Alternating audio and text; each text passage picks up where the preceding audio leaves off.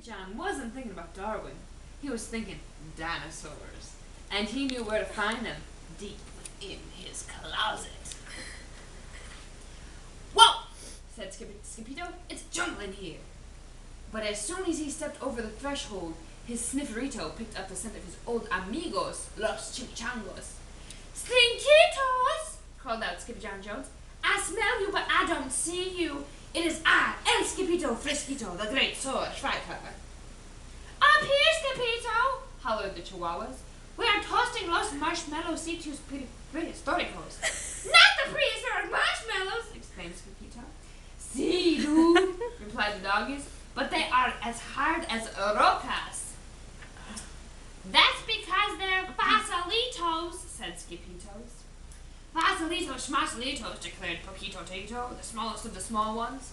"We want to see los dinosaurios with our own ojos," he said, pointing to his eyes. "Por qué?" asked Skippito. "Because, Bobocito," said Don Diego, the biggest of the small ones. "We hear they're really, really big, dude."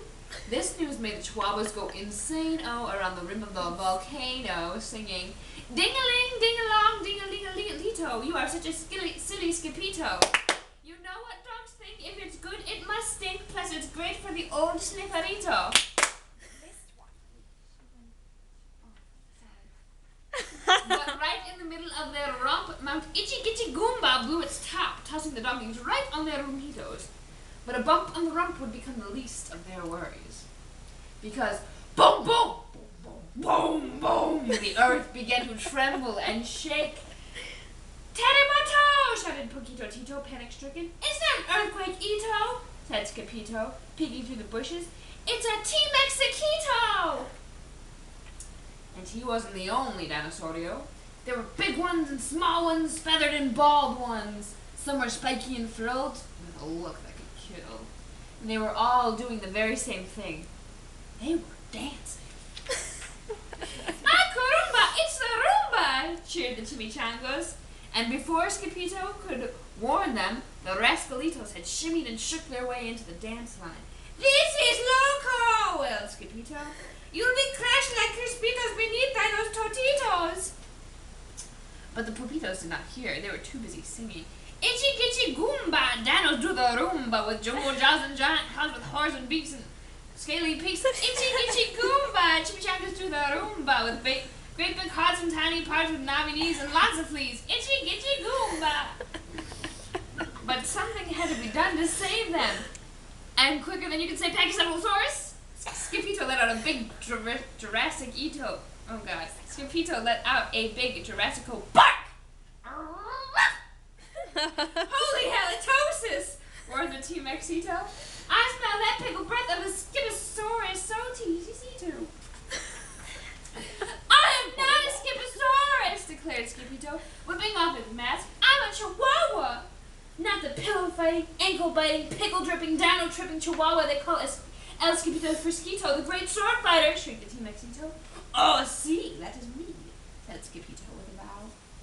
Then, quicker than you can say Don Diego's dominoes, every dinosaurio stopped, dropped, and rolled far away. "Where's the fuego, dudes?"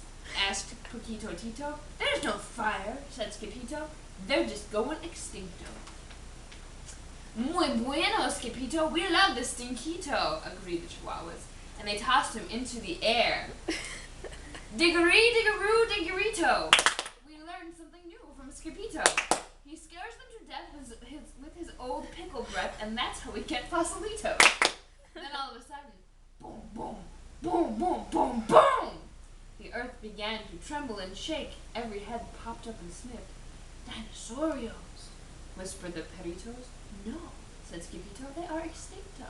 "Sí," said the Chihuahuas, "es muy stinquito." But it wasn't the dinosaurios that smelled. It was Darwin! And he was knocking on Skippy's closet door. Then, click!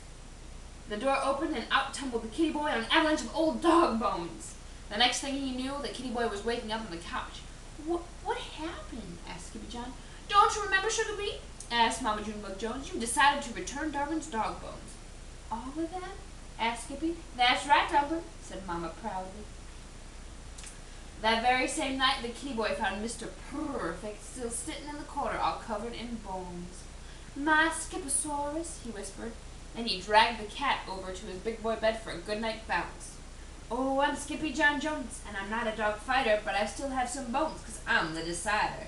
Then he just decided to go to sleep. The end! Yay!